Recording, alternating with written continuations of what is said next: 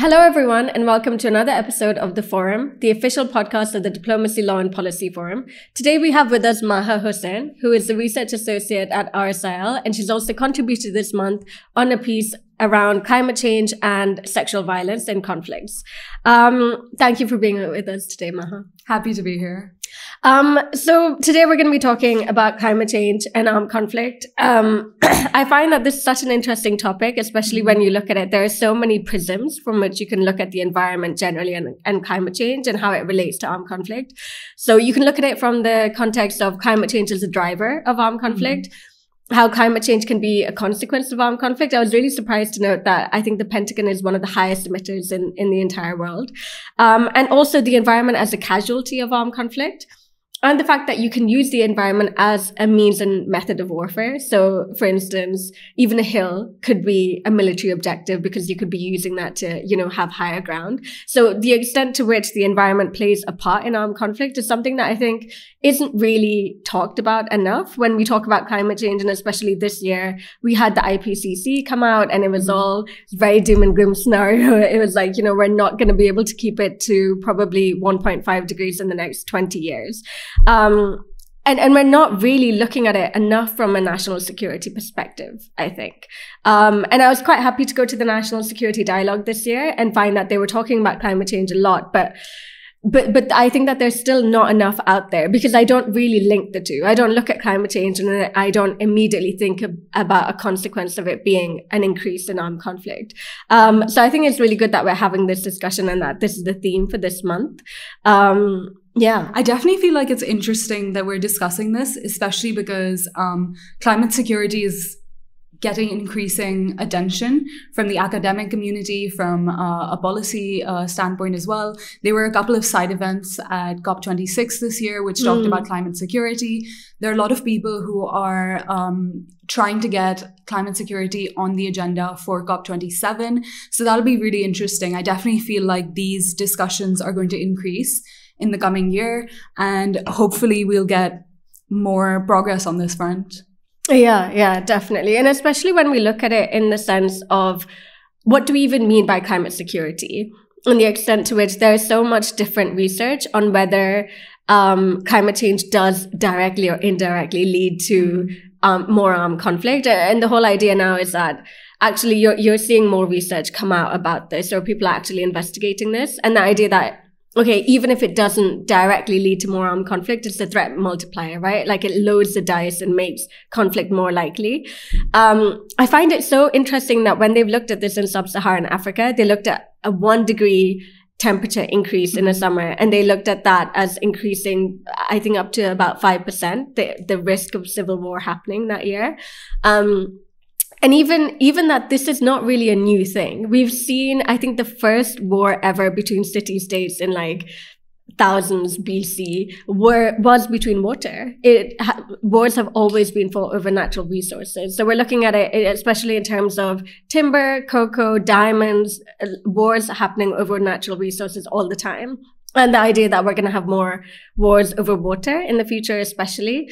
So yeah, it is something that is just going to ramp up pace, really, going forward. And the extent to which we're going to expect law and policy. So the idea that COP now is taking note of this and having more side meetings and having events upon this. And also, when we look at it in the context of armed conflict specifically, and when I look at it in the context of IHL, it's really interesting to note that IHL is very anthropocentric. It's all about human suffering. It doesn't really care about the environment so much.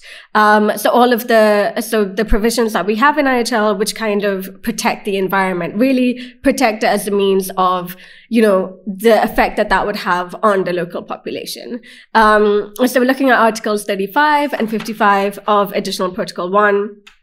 You can't use means and methods of warfare which may cause widespread, long-term, and severe damage to the environment. What do these terms mean? We don't know, but you need to have them cumulatively satisfied, which is a huge issue. You need to have them widespread, long-term, and by long-term we mean decades, under AP1, which is a very high threshold, and severe damage. And so when we've looked at the environment and how it's been harmed, during armed conflicts. The most important one was Vietnam. So we had AP1 being drafted after that. We had the NMOD protocol being drafted, the convention being drafted after the Vietnam War.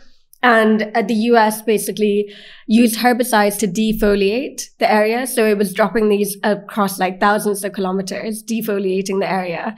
And it led to deaths, cancer, long-term effects, mutations, birth defects among the Vietnamese civilian population. And states kind of looked at that and then they said, no, we're not going to allow this.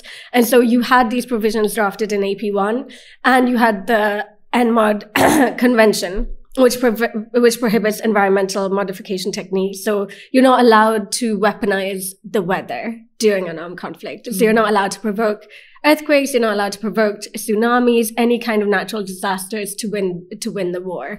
At the same time, when you're drafting these provisions, even what happened in Vietnam might not satisfy that cumulative condition because you're not going to see the effects for generations. You're not going to see the effects for decades in Vietnam. So it's kind of, it's a good effort. It doesn't go far enough at all. And especially in the idea that, okay, well, objects which sustain the civilian population.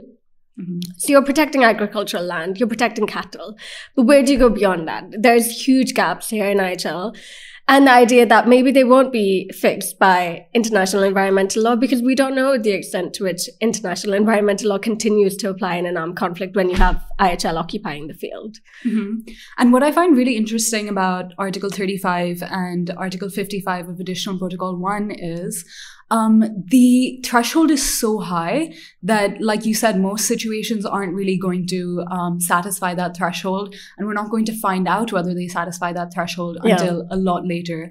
And especially with the term widespread, you're looking at hundreds of thousands of acres. So these small scale disputes or skirmishes on borders, they're not going to apply in that situation. And then the last bit of it, it has to be severe damage. And severe hasn't really been classified or defined further.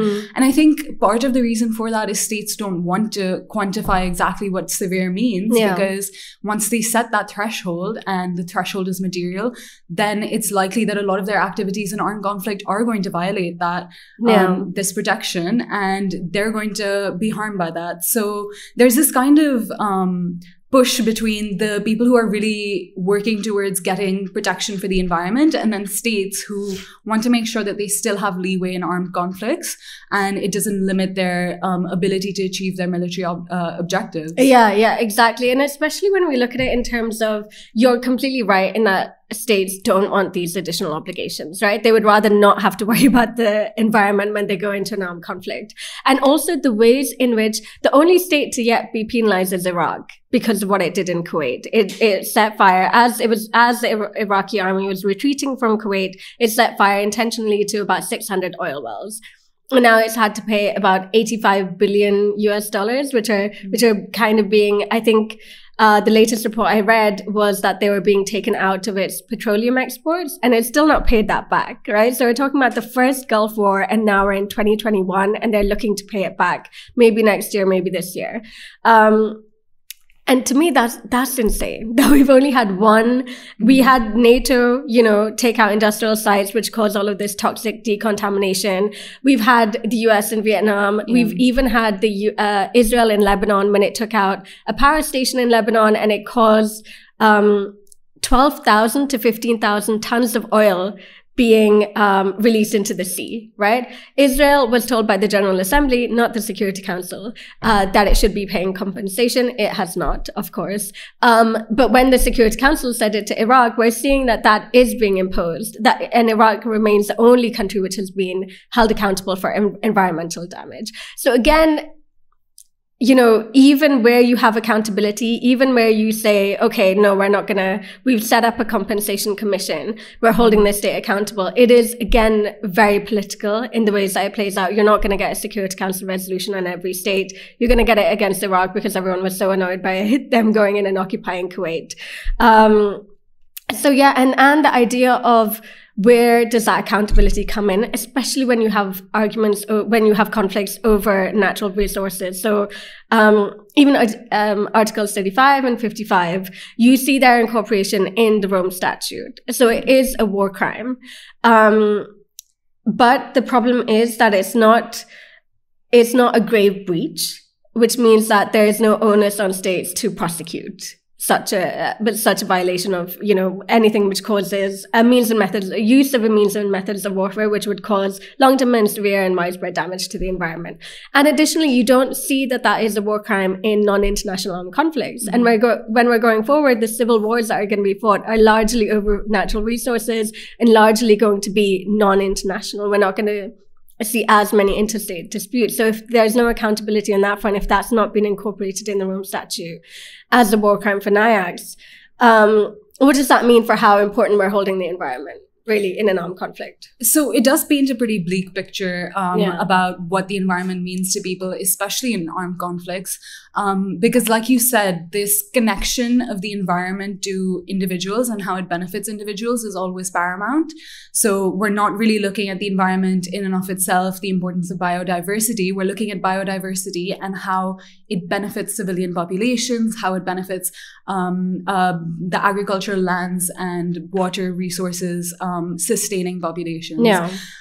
So that paints a pretty bleak picture, but I think it's important for us to highlight at this point as well the ILC draft articles on responsibility of protection of the natural environment in armed conflict. So those draft articles produced in 2019, which have been reviewed by states. States have been giving their comments on them, and in 2022 they're going to be looked at again, taking into account the states' comments. And so I feel like these articles really fill that lacuna that we had. So they deal specifically with non-state armed groups. So non-international armed conflicts will be dealt with by those ILC draft articles. And more than that, they actually have a couple of articles on corporate responsibility. So corporate due diligence. And I think that's really important because going forward, I think the issues that we're having, multinationals and their exploitation of natural resources in the third world, that's an increasing issue.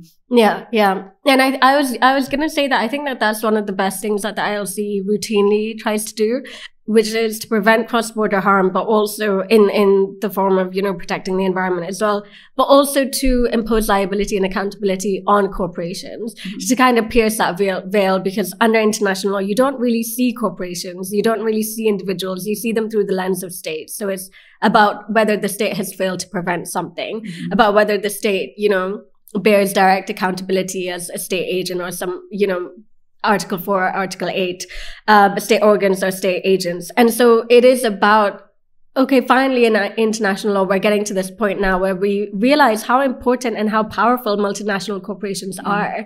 And that often you're not going to go to a developing state and be the Coca-Cola company and be less powerful than a developing country. It's not going to happen. You are going to be more powerful. And in the sense that developing states look to investment so much, require it so much, they're not really going to care about the environment. But how do you impose that liability to be like, no, you have to? And also to impose that liability on multinational corporations, because I'm like, they should be the ones shelling out. Like, it's not fair on developing states. So we're also really looking at, I think in the past we had this discussion about damage to the environment is necessary to get that economic development. And now we're seeing a real line in the sand being drawn, where we're saying that actually environmental damage isn't inevitable, and there's an extent to which environmental damage will be acceptable. And beyond that threshold, we actually need to hold companies accountable, we need to hold states accountable, non-state armed groups accountable. So I think that's good because we're really separating this, the dimension of economic opportunity and economic development and protection of the environment. Yeah, I agree. Though I'm a proper cynic when it comes to this, especially because I'm like, when did that come about? Oh, when the developed world had it already industrialized. And then it was like, hey guys, what about the environment? And then the developing world was like, we want to have the opportunity to take our citizens out of poverty. You guys did that. You economically developed. You didn't give you didn't care about the environment then, and now you guys are saying, oh, what about sustainable development? Make sure you care about the environment.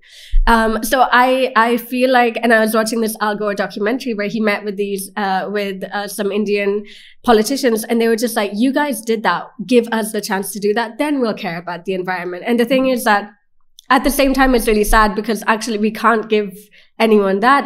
And I think that's the thing that climate change and armed conflict have in common, is that it's incredibly unfair and it's incredibly unevenly distributed. So where are we going to see the armed conflict hotspots? In the same place we're going to see climate change hotspots. And so we're going to see a complete reformation of the international order. We might not, when African states and low-lying island states went to negotiate the Paris Agreement, they were like, you cannot say that we'll keep it to 1.5 degrees of warming. That is a death sentence for us. You can't say 2 degrees of warming, sorry. That is a death sentence for us. And so the compromise reached was, okay, well, then we'll keep it to well below 2 degrees. What does that mean? That's not binding. And there is this, and at the same time, all oil producing states were like, okay, well, if you guys are going to move away from fossil fuels, we want compensation. And I'm like, there is such glaring inequality between states which want to continue to exist and states which want to continue to reap the profits that they have reaped up till now. And it is going to be something that is incredibly unfair, felt incredibly unequally.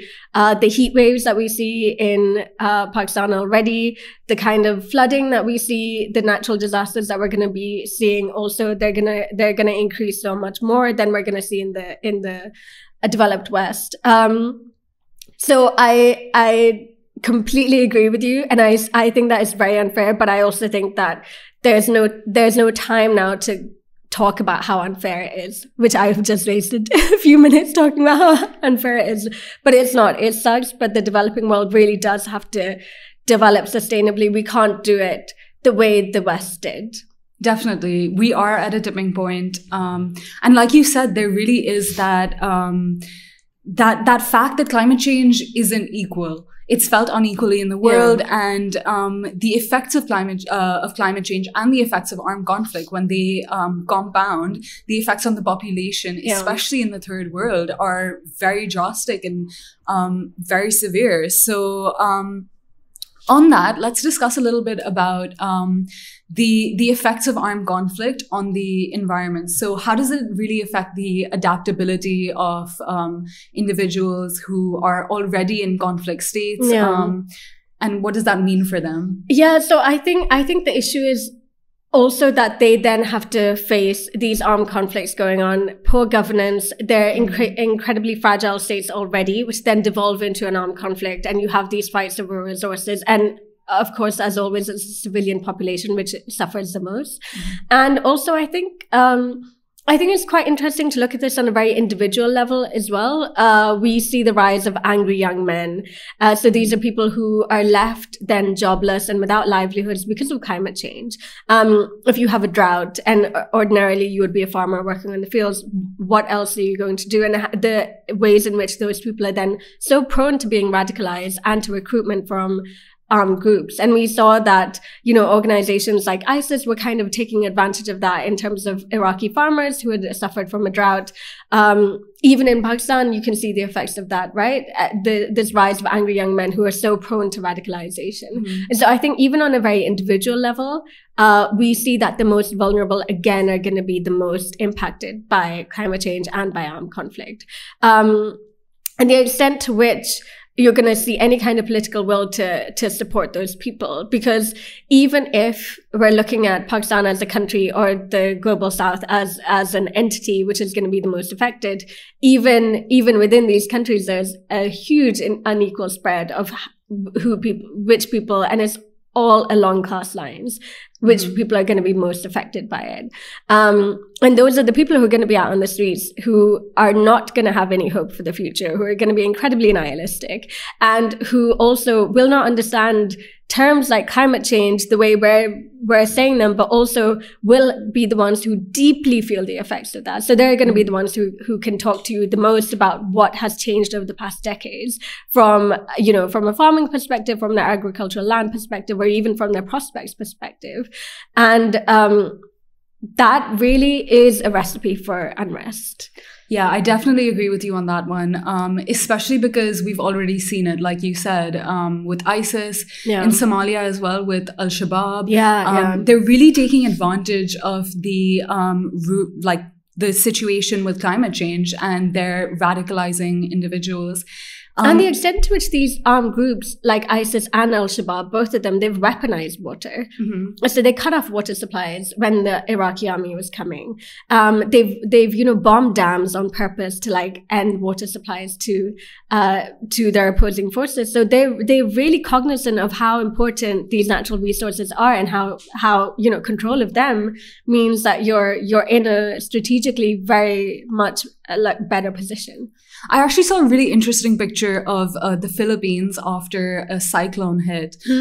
So members of terrorist organizations were giving out boxes of rations, trying to get people to support them. And that I find very interesting, because you see a state in which the social institutions that are meant to protect these people and give them the kind of relief aid that they need are just failing. And then you have an alternate power stepping in and really filling that vacuum, giving people what they want, and then getting their support. So it really is a delicate situation, and I think it's likely that we'll see a lot more of these situations as we go on. Yeah, and I think it's something that's not been talked about enough, not nearly enough, because if you do talk to people who when I've been reading a lot about Afghanistan and the Taliban, or even about ISIS, it's like ordinary people were like, okay, yeah, but when they came into power, our sewage was taken away. At the end of the day, we actually had administration. We actually had some form of governance where we didn't have any before. And the fact that the allure of these armed groups is not merely ideology at all, which is, I think, a very, very reductive and simplified notion. It is the notion that okay, do these people make my ordinary day-to-day living better? Is there refuge or sewage at the end of my street at the end of the day? Am I getting water today? Am I not? What kind of rations are they giving out? That kind of thing. And I think that is how they kind of curry favor with the local population, why they get support. Like the Taliban, everyone was so surprised that you can pump billions into an Afghan army, which would then up and scupper the second the Taliban were coming in, and that the Taliban could just come in and meet, as well, quite rapid support, maybe not in Kabul, but elsewhere. And I think that also gives us a good outline for what we need these states to be doing and what we need humanitarian relief organizations and operations to be working on, right? We need to be working on the individual, and we need to be identifying what's really going to change their day-to-day life. So with climate change, when droughts happen, we need to figure out how relief operations are going to provide them with an alternate source of water, how they're going to provide them with economic opportunities so that we don't fall into those cycles of conflict. And I think in this sense, we've got a lot of discussion around it, but the issue really is implementation. You don't see states really implementing to the extent they need to, or recognizing and directing their efforts to the right organizations or the right people. Yeah. And I think especially when you see things happen which are like deforestation, like who is getting the money from all of this deforestation, right? The timber mafia in Pakistan is it's a huge business, And the fact that I was speaking to somebody who was talking about how the timber mafia in Swat was actually going to fund the insurgency as well, because they, having control of these natural resources is really lucrative. And so the idea that, okay, if you're going to replenish jobs in the community, replenish livelihoods, how are you going to do it? One way would be through afforestation drives, give these people their community back, give them ownership over these forests and jungles that had been taken away from them, that kind of thing. And the look into pumping that back in a way which is environmentally very friendly, but also builds up a community which can then protect these, which has that ownership of these lands and this environment. And I think then one solution we might have is to strengthen the rule of law in these states, to stop corruption, the illegal trade of timber in Somalia, the illegal trade of charcoal. Because a strong system that values the rule of law is going to be able to limit that. And once you limit the funds in the hands of these organizations, then you're really going to see an influx of economic opportunity into communities and into the hands of people. Yeah. And it's so much like when you see the conflicts in Africa about over diamonds or cocoa or timber, it's very interesting because there is so much. I mean, they use child soldiers. I've heard that in DRC, there are bags of diamonds on the streets and they're fought over. I mean, they've had civil war for decades. Same in the Central African Republic. And the idea that you have so many foreign entities also, which are, very invested in having these civil wars continue. Because it means that you get cheap labor, you get a cheap access to these materials because they're being fought over.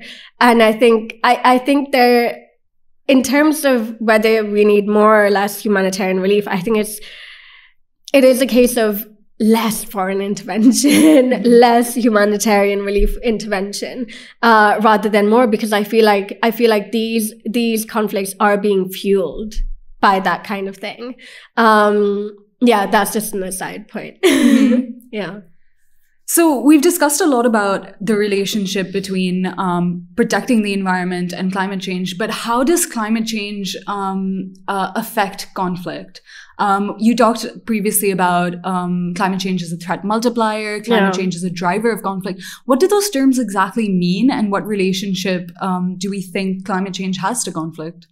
So the idea is that there might not be a direct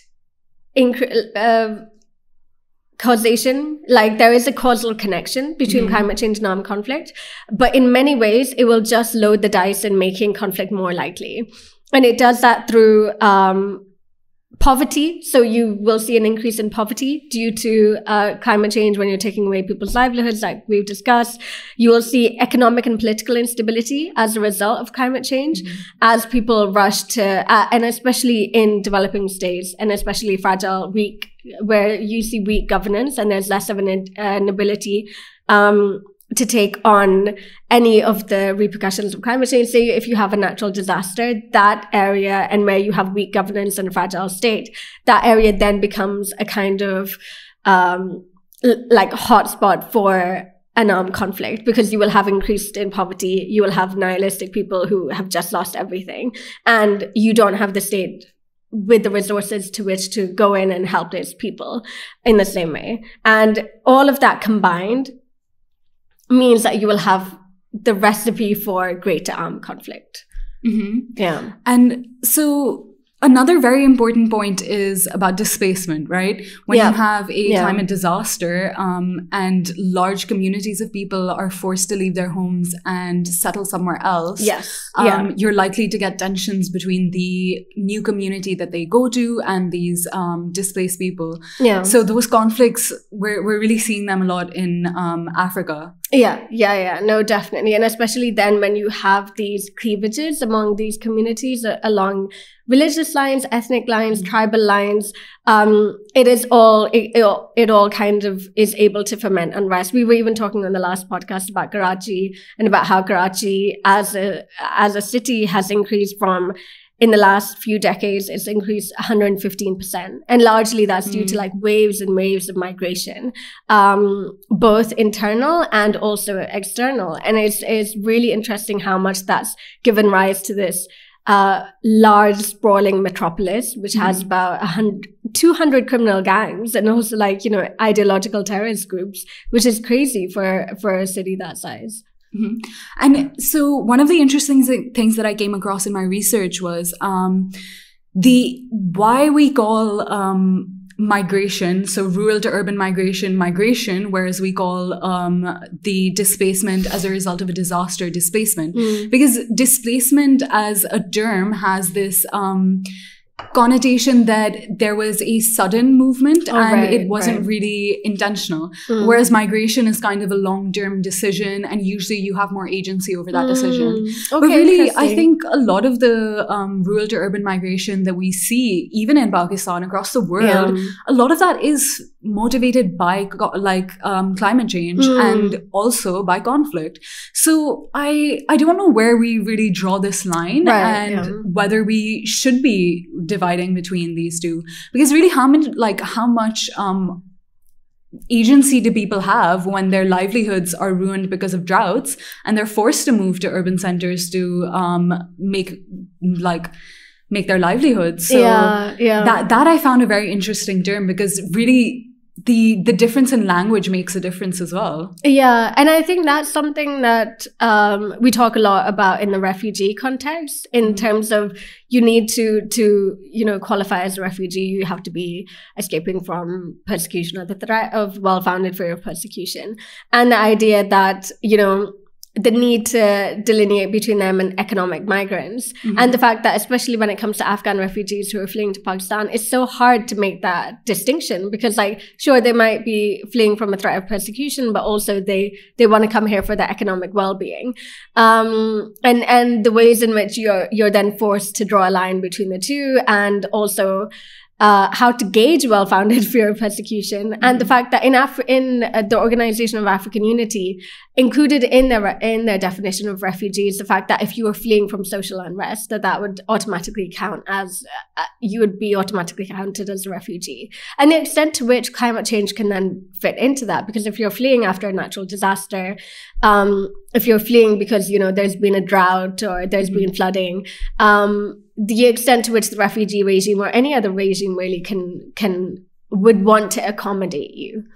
And I think the real risk there is that we open the floodgates to too many people, and that argument has never really sat well with me, because those people are suffering either way, and those people need help either way. So this concept of, well, if we allow climate change refugees, then we'll just have too many people migrating and we won't have the resources for them. But whether or not we classify them as climate change refugees and we allow them to get the benefit of being a refugee, they're still going to be going through very severe situations, and they're still going to be harmed. So climate change refugees don't fit into the definition of refugees. So there's no such thing as a climate change refugee, because the categories under the Refugee Convention are so limited, and climate change is not one of them. At the same time, I'm a little bit, I agree with that perspective that, okay, there's still persecution. What they're fleeing from is still terrible. It's still a humanitarian need, which should be fulfilled by, states who have signed the Refugee Convention.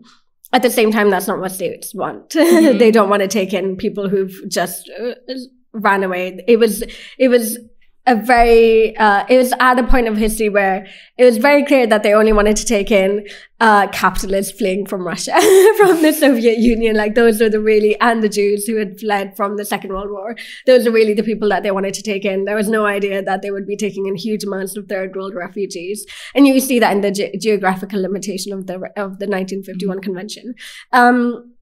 But also the idea that we see so much bellyaching on the news and the media about Afghans and their refugees. And when you look at it, third states, up until, I think, 2015, there were 1.4 million in Pakistan, Afghan refugees. There were 0.9 million in Iran, I think. And in the entire rest of the world had taken 1,500. After all of this pontificating and bellyaching about Afghan women, about how we need to save these people and about how they're suffering under the Taliban, it's put your money where your mouth is and take in refugees. I mean, the world kind of came together for Syrian refugees in some kind of a way, but otherwise you don't see that. And I think that then again, it falls largely on developing countries in the third world to be taking in these refugee flows.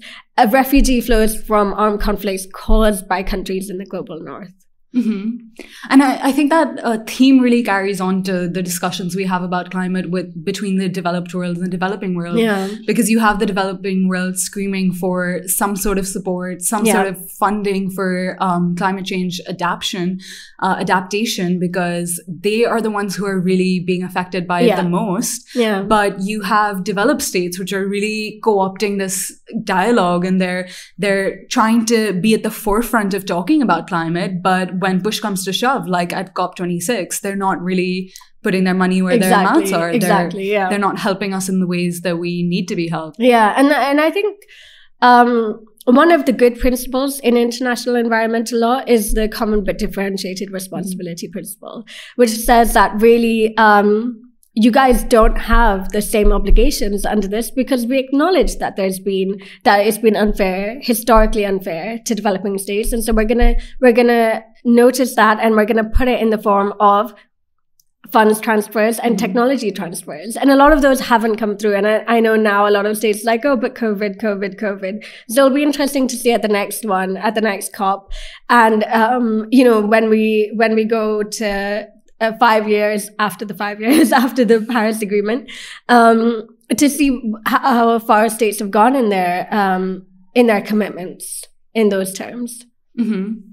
So, like, one of the other topics that I realized in this link between climate change and conflict was a psychological effect on people. And this is what I found the most interesting, because I wouldn't have thought about it.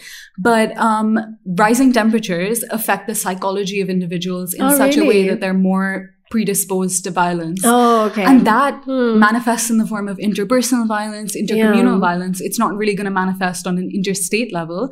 But I found that really interesting. I never would have thought that rising temperatures could affect psychology in some way. It's quite cool as well that we're investing in research and trying to figure out the exact effects of this change, because we're in an unprecedented terrain, right? We haven't seen this kind of climate degradation. So we don't really know what effects it could have. And it's especially interesting when you look at the heat waves that are going to, pass over and have killed thousands in the summers in Karachi and in Delhi and Mumbai. So if those heat waves are going to lead to more tension and more violence, even interpersonally and even intercommunally, that could lead to a civil war at some point. It could lead to, these localized non-international armed conflicts between tribes, between ethnicities, between religions.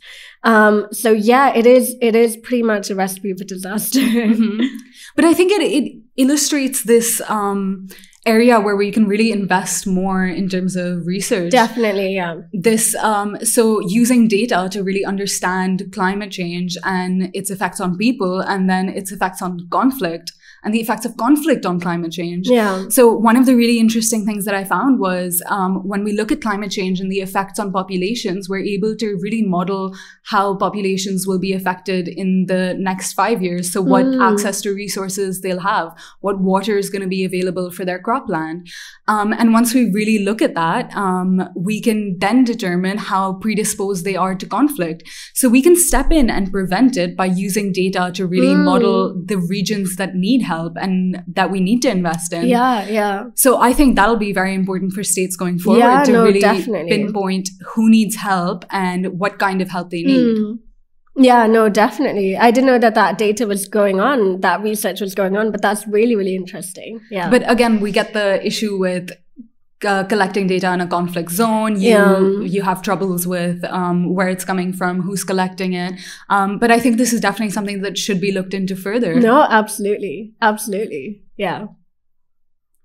Well, thank you so much for joining us today. I think that's been a really interesting and in-depth look at climate change and how it, correlates with armed conflict.